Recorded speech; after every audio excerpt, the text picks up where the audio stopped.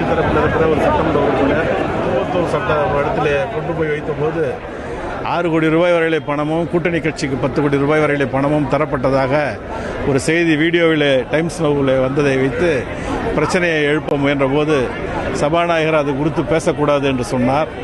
வழக்கு மன்றத்தில் நீங்கள் வழக்கு போட்டிருக்கிறீர்களாகவே பேசக்கூடாது என்று சொன்னார். வழக்கு மன்றத்தில் வழக்கு இருந்தாலும் சம்பந்தப்பட்ட உறுப்பினர் சொன்ன உறுப்பினர் சட்டசபையில் இருக்கிறார். ஆகவே அவர் எழுந்து பதில் சொல்லலாம் என்று எழுந்து நாங்கள் எவ்வளோ முயற்சி செய்தோம். அவர்கள் செய்த தவறை மறைப்பதற்காக பணத்தை கொடுத்து ஆட்சியை நடத்துகிற இந்த அரசு அதற்கு பதில் சொல்ல முடியாமல் எங்களை சபையிலிருந்து வெளியேற்றி இருக்கிறார்கள். சபையிலிருந்து வெளியேற்றி இருக்கிற நாங்கள் மக்கள் மன்றத்துக்கு நடுவீதியில் நின்று போராடி கொண்டிருக்கிறோம்.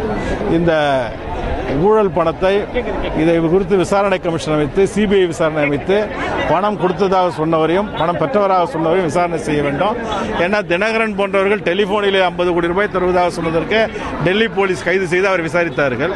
ஒரு சட்டமன்ற உறுப்பினர் 1000 கோடிக்கு மேலே பணம் கொடுத்திருப்பதாக சொல்லியிருக்கிறார். ஒரு எம்எல்ஏ 6 கோடினா அப்படின்னா அவரை கூட்டு விசாரிக்க வேண்டாமா? அவரை விசாரித்து அது கொடுத்த உண்மை நிலையை மக்களுக்கு தெளிவுபடுத்த வேண்டும் என்பதுதான் எங்கள் நோக்கம். சார், இது தொடர்பான வழக்கு சபாநாயகர் பேசும்போது என்ன சொல்றாரு? வழக்கு நீதிமன்றத்தில் உள்ளது. நீதிமன்றத்தில் உள்ள பொருள் குறித்து உள்ளே விவாதிக்க முடியாது. 16ஆம் தேதி தான் வழக்கு விசாரணைக்கு வருகிறது. ஆகையால் தற்போது நீதிமன்றத்தில் வழக்கு இருப்பதால் விசாரிக்க முடியாது. ஏற்கனவே திமுக ஆட்சி காலத்தில் நடந்த சில சம்பவங்களையும் முன்னுதாரணமாக எடுத்துரைத்தார். 2011 நீராராடியா கேஸ் பத்தி உள்ள பேசக்கூடாது, நீதிமன்றத்தில் இருக்கு. அதே போல அந்த டேப்பிங்கை பத்தி இங்க பேசக்கூடாதுன்னு சொல்லி உங்களுடைய திமுக ஆட்சி காலத்திலும் சொல்லப்பட்டதாக சபாநாயகர் எடுத்து கூறினார். அப்படி இருக்கும்போது இந்த சாலை மறியல், இப்ப இந்த வெளியேற்றம், இதை பத்தி அதாவது நீங்க நீராநாடியா விஷயம் மற்ற கோர்ட்ல நடக்கிற விஷயத்தை பேசக்கூடாதுன்னு சபாநாயகர் சொன்னதுல எந்த விதமான மாற்று கருத்து இல்லை. எங்களுக்கு இது மாதிரி மைக் கொடுத்து நாங்கள் அங்கேயே சொல்லியிருப்போம். மாற்று கருத்து இல்லை. இதுல என்னன்னா சட்டமன்ற உறுப்பினரே குற்றம் சாட்டி இருக்கிறார். அந்த சட்டமன்ற உறுப்பினர் இந்த சட்டசபையில் இருக்கிறார். அவர் சட்டசபையில் இருக்கும்போது ஏன் பேசக்கூடாது? அவர் மேல ஒரு குற்றச்சாட்டு, அவர் எழுந்து பதில் சொல்லணும். இதுக்கு நீதிமன்றத்துக்கு ஏன் முடிச்சு போடுறாரு? நீதிமன்ற வழக்கு இருக்கட்டும். சட்டமன்ற உறுப்பினராக இருக்கிற சரவணன் அவர்கள் இங்கே அவையில் உள்ள உட்கார்ந்து இருக்காரு. அந்த அவையில் உள்ள உட்கார்ந்து இருக்கிறவர் தான் வீடியோவில் வந்திருக்கிறாரு. அவர் அறிக்கை வர்றாரு, மெமிக்ரின்றாரு. ஏன் உள்ள எழுந்து சொல்ல வேண்டியதானே அது மெமிக்ரியா இல்லையான்னு? அப்ப பயம். அவர் சொன்ன எங்க இருந்து தெரிஞ்சிட போதுன்ட்டு அவர் பேச விட மாட்டேன்றாங்க. அதுதான் எங்களுடைய குற்றச்சாட்டை தவிர நீதிமன்ற கருத்தை எதுவுமே இவங்க பேசாம தான் இருக்கிறாங்களா?